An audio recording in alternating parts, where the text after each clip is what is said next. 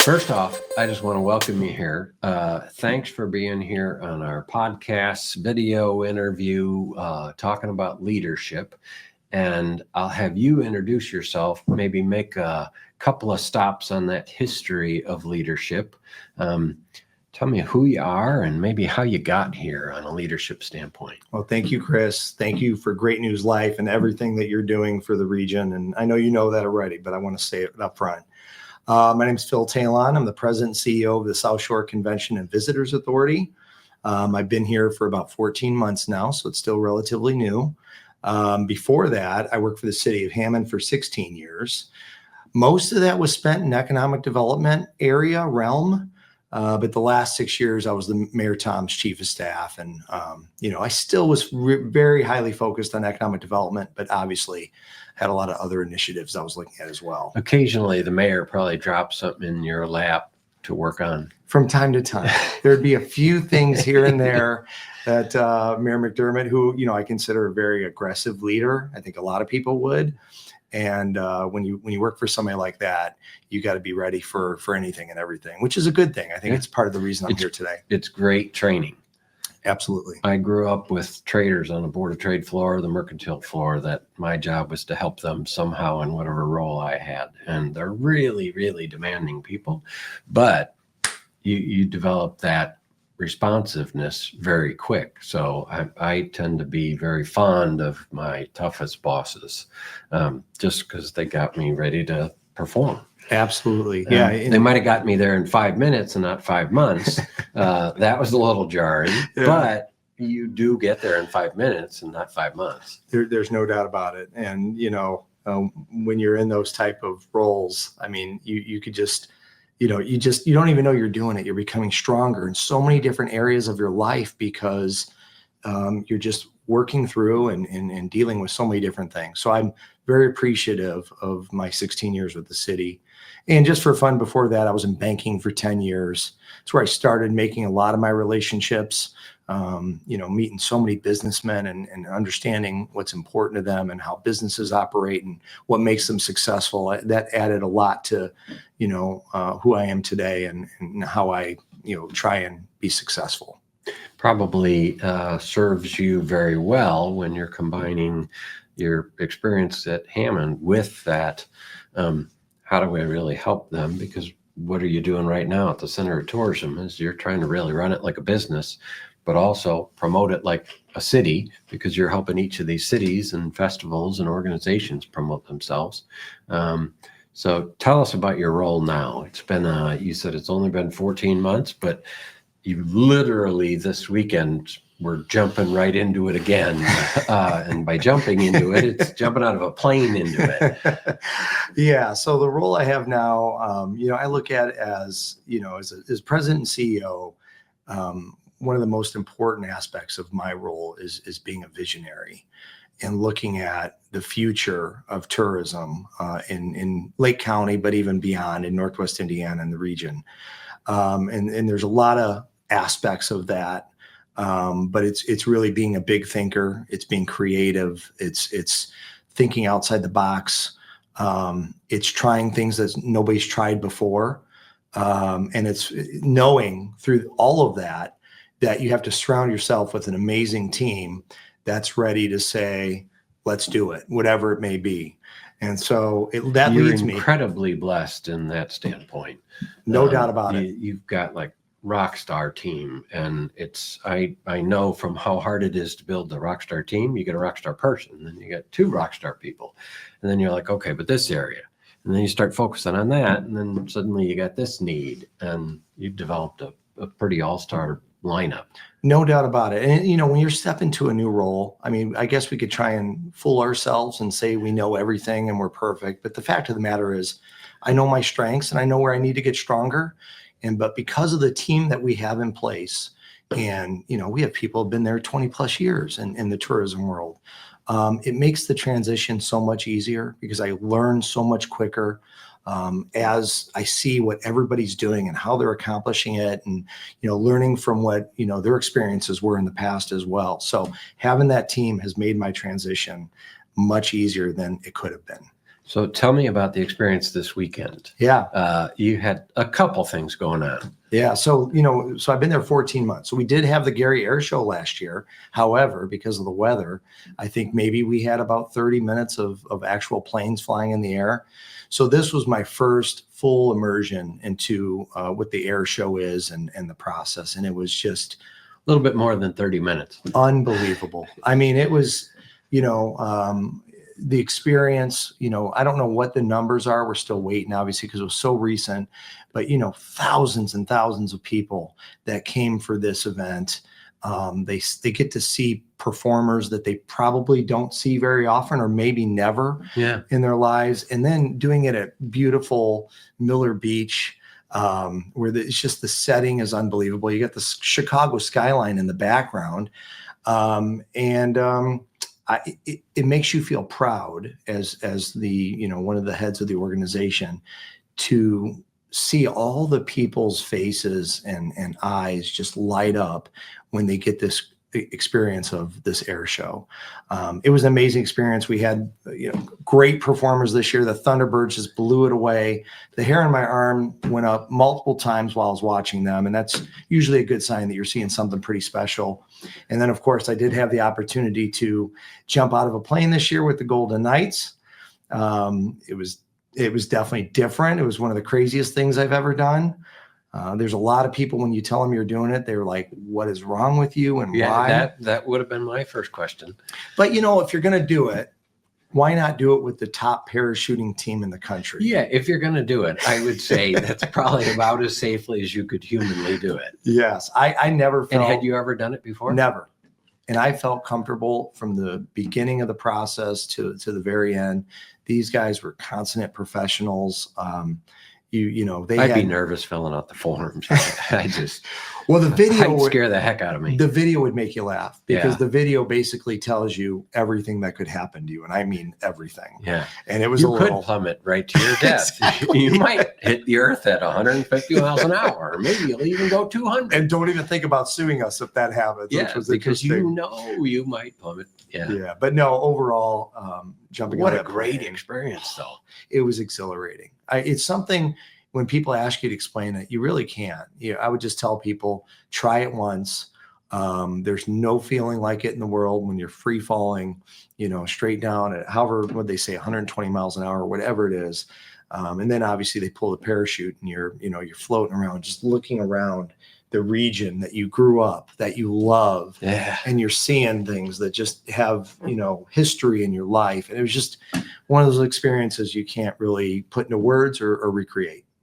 My daughter, when I don't remember the exact age, but when she was in her early 20s, she went and skydove up in Illinois, and she called me with just enough time so I couldn't get there from Valpo to stop her, because she wanted to say, hey, Dad, I am letting you know that I'm skydiving before I'm going, but I'm just doing it 30 minutes ahead of time when you're an hour and a half away, just FYI. It's funny you say that, because when I did tell my dad I was skydiving, I didn't get the response I was expecting. Really? I was waiting for way to go. It's going to be awesome, whatever. He was just like, huh. I don't think he was. Yeah, I would have tried to talk her out of it as best I possibly can. But great experience. I suggest everybody does it once. Wow. Tell me, these are ultimately leadership traits you're talking about that you are bringing to this organization, taking a bunch of leaders you already have and growing them. Where did you first learn that? Tell me your first glimpses of leadership. Well, I think I've had many, many roles, many jobs in my history, but the first real mentoring that I received was at Bank Calumet, and it was from someone a lot of people know, which is Cal Bellamy.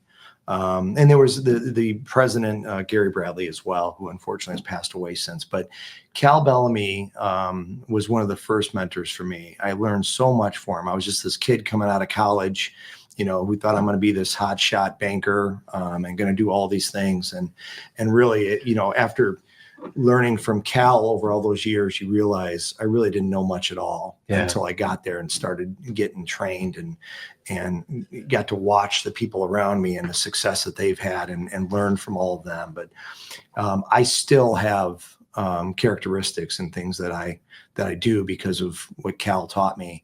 In fact, in tourism, I wear suits a lot. And there's a lot of people who are like, hey, you're in tourism now. You need to, just get a little bit more comfortable. Wear a Hawaiian dress shirt or down. something. Absolutely. But it's kind of built into me because Cal was always about, hey, always look professional.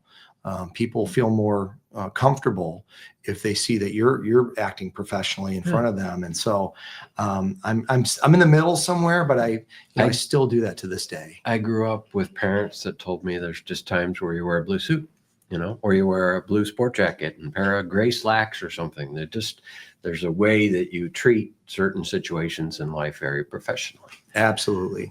And Cal taught me a lot about, it wasn't just Cal, there's a lot of other people too, but just working with people, understanding people, listening. That's such a big thing that so many people, I think, we're so caught up in what we want to say next that we're not listening to what the person in front of us is saying. And I learned a lot of things that I brought with me into the role that I have today. A lot of that started in banking. And then, you fast forward to the city of Hammond. I would be remiss if I didn't talk about, learning from Mayor McDermott and what he taught me through all those years. And, again, and from Kevin and everybody else in that circle. I mean, you got a bunch of professionals that know what they're doing. Absolutely. And that intense of a center force amidst a bunch of professionals, not only do you have to do your best, everybody has to do their best. So you watch the police chief do his best. You watch the fire chief do his best. You watch the, head of every single department be called upon to do their best. And then you're like, yeah, I'm learning from all these people. Yeah, that's where I truly understood how important a strong team is around you. And we worked with, we just had an amazing team and we were able to accomplish a lot of things that I'm proud to be a part of. But so I wouldn't be in this role if it wasn't for those previous positions that I had and the different people that I worked with and the people that I learned from. So I take that very seriously and, I'm honored to have gone down the path that I have. Who were in childhood, who were the coaches or teachers or parents? Who was the one that actually got you to take life seriously as a leader? Well, I certainly have to say both of my parents. There's no doubt about it. My dad, like a lot of people in this area, my dad worked at Inland Steel for 44 years. And so we were steel workers family, which a lot of people around here are. And you just learn a lot about hard work and honesty and integrity and, getting a up. Person's word. No doubt about it. Yeah. Getting up in the morning, putting your time in, putting your hard work in, coming home, spending time with the family afterwards and being proud that how hard you worked that day. And, then when you do have some fun and go on vacation, you feel good about it because you know that you put in a hard day's work. But certainly my dad taught me a lot of that. My mom was more of the, she could be a little bit more humorous, believe it or not. So I got a little bit of my funny side from her. She was home a lot more than my dad, so spent a lot more time with her. So I got my love of sports and, just kind of taking the quick wit part. Absolutely. She used to goof around a lot and joke a lot. And I think a lot of my humor actually comes from my mom's side, believe it or not. But sports was both of them. My dad worked as athletic director in grade school at St. Catherine of Siena, where I went. And so he took it very seriously that, sports programs to be successful. And so I learned a lot about that as well. So my family was very important to who I am today. Who do you like to look towards when you look at leadership? Are there particular people that in your current environment or nationally, regionally, statewide, are there others where you're like, I've pulled a couple pieces from him or her. I've learned something from her.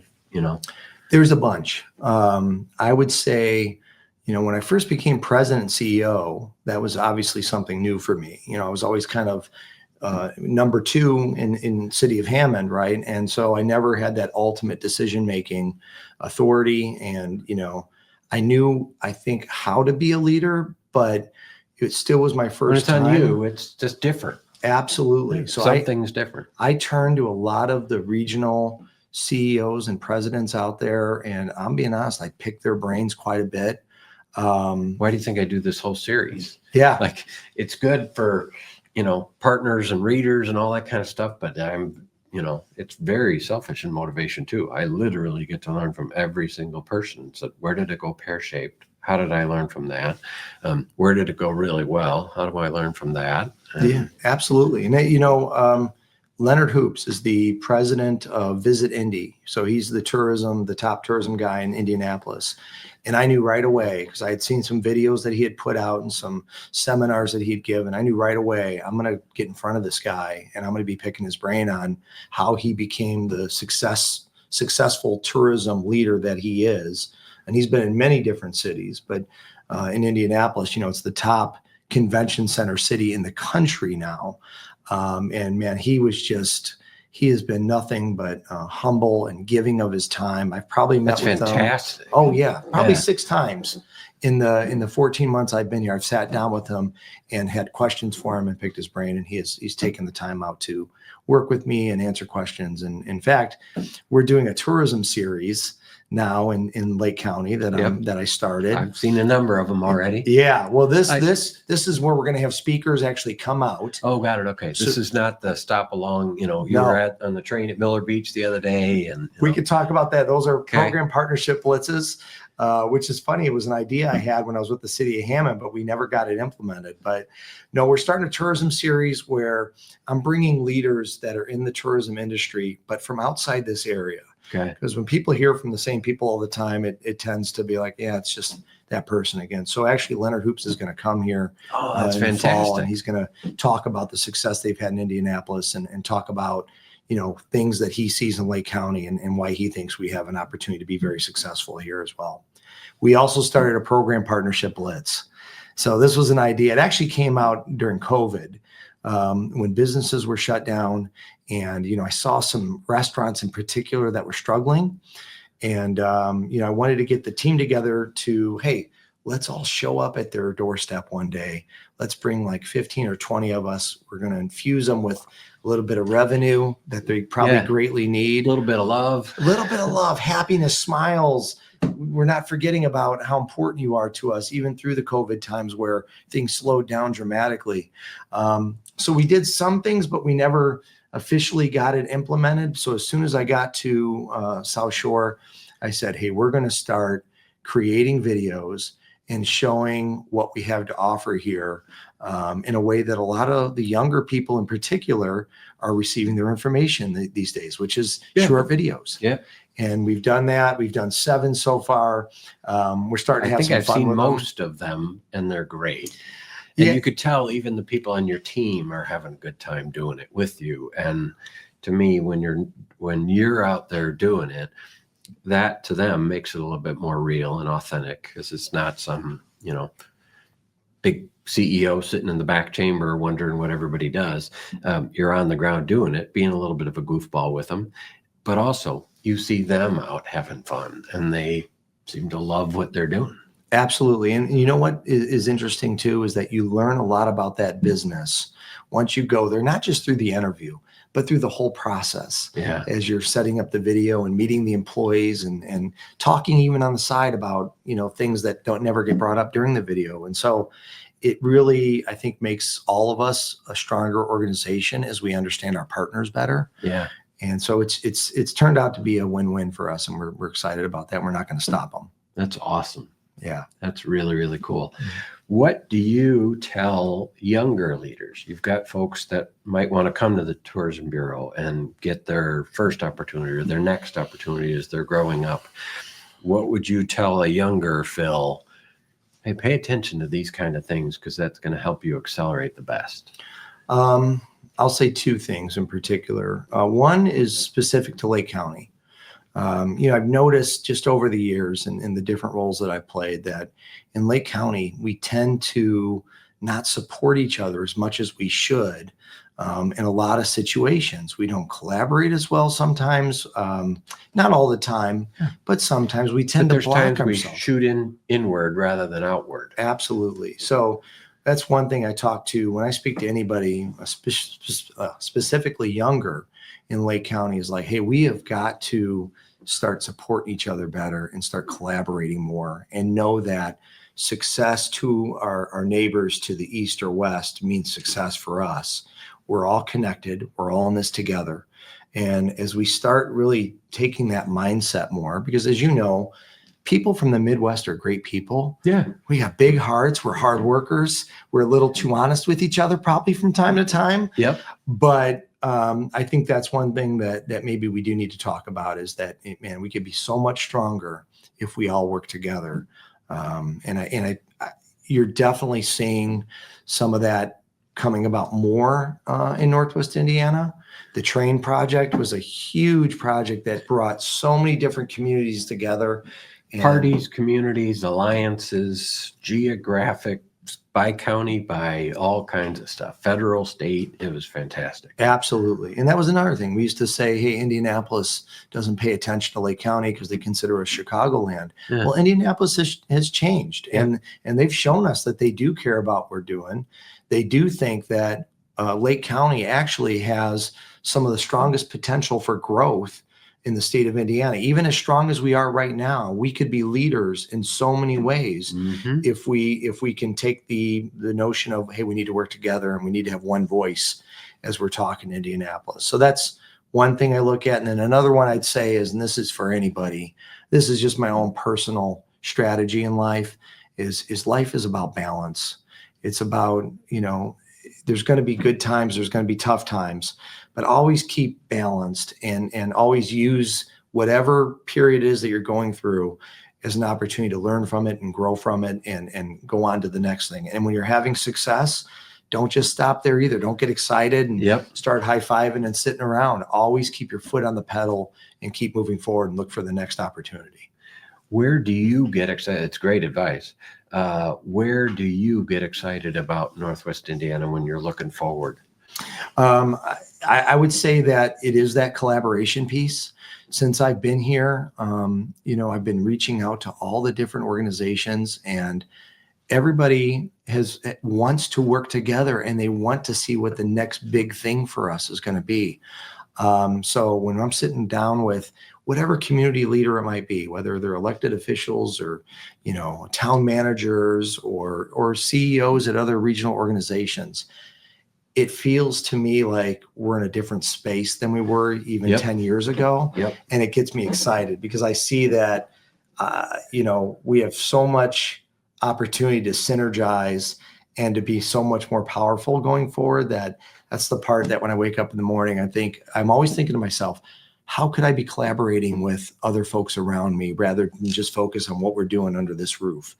And it gets me excited. Well, it's got to be affirmative when you're reaching out to those other people, and they're not only receptive, they're like, yeah, come on, let's talk, let's figure it out. Absolutely. And honestly, there's enough examples where that collaboration is positively working that maybe the naysayers may be running out of gas. I agree. And that's GreatNews.Life in a nutshell. It's like you keep it positive. You're always focusing on the good stuff. And, in this world that we live in, especially today, there's so much divide out there, whether it's political or otherwise. And we need more of coming together, talking about the positive things that we're doing. And so I really appreciate what you guys are doing. But I use that as a strategy when I'm looking at new initiatives and new opportunities for us, specifically with the South Shore. Yeah.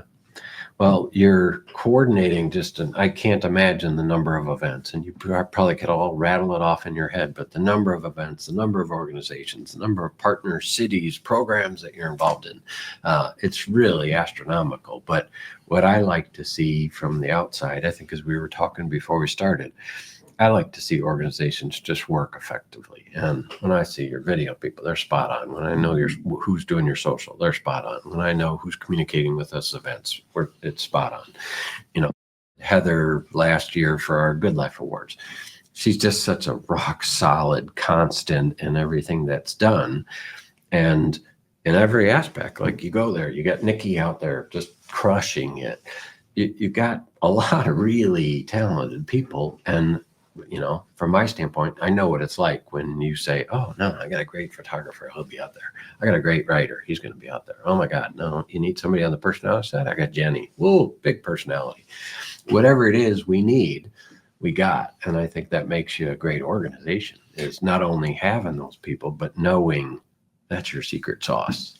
including myself, South Shore CVA has had 5 CEOs in the past 4 years, including interims. So I think when I first came in, what the team was really looking for was just some stability and someone who truly is going to embrace the team environment and want to utilize everybody in some manner that they could be a part of the story and the success that we're going to have.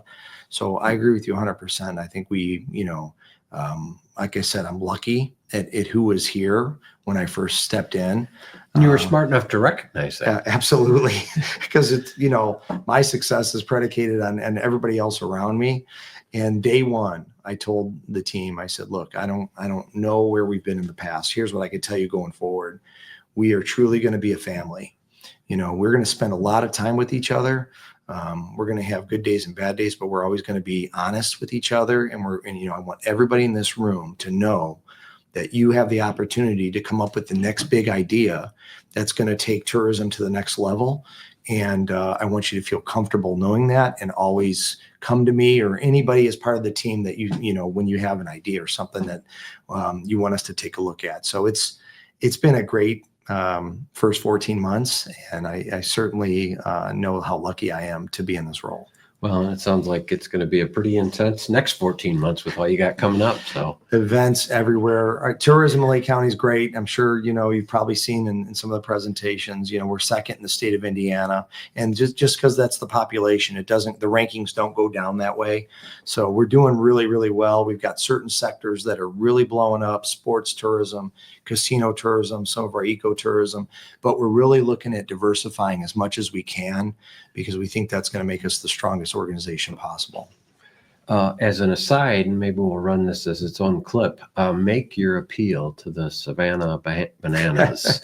Look right into the camera and just say, Savannah Banana, you got to come here. We got this, this, and this. Well, look, I know the history of the Savannah Bananas. I know how the owner created that organization, how it started as your typical traditional baseball team, and how he started listening to people around him who came up with wacky ideas. And he used that to create this new organization that he has, that now, obviously this year they're filling 40,000 seat stadiums, and next year they're going on an international tour. But what I learned from the owner, Jesse of the Savannah Bananas, is that if we ask and we take a chance and we have some fun with it, that maybe there's a chance it's going to happen. So Savannah Bananas, watch our video. We spent a lot of time putting that together.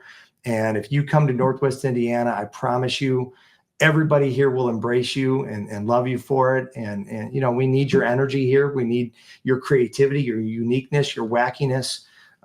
So come to Northwest Indiana. I promise you, we won't let you down. Awesome. Way to close that out. Yes. That was fantastic. All right. I'll close it by just saying thanks for sharing all of that. Thanks for the positive demeanor in which you're running the organization. And mostly thanks to all of your team. They're fantastic. And we've worked with many of them for a heck of a long time. But all the new people you have as well are just energetic, positive, eager, and you're doing a lot of cool stuff. Thank you, Chris. You know that we collaborate obviously with Great News, and we appreciate everything. Every event I go to, there's somebody from Great News with a smile on their face, and they're telling our story. And so we can't be successful without organizations like yourself. And I truly mean that. Awesome. Well, thanks for the update. Glad it was you jumping out of the plane and not me. Next time it's you. Yeah, no. I'm great behind the mic, but no. Thanks, Chris. Thanks a bunch.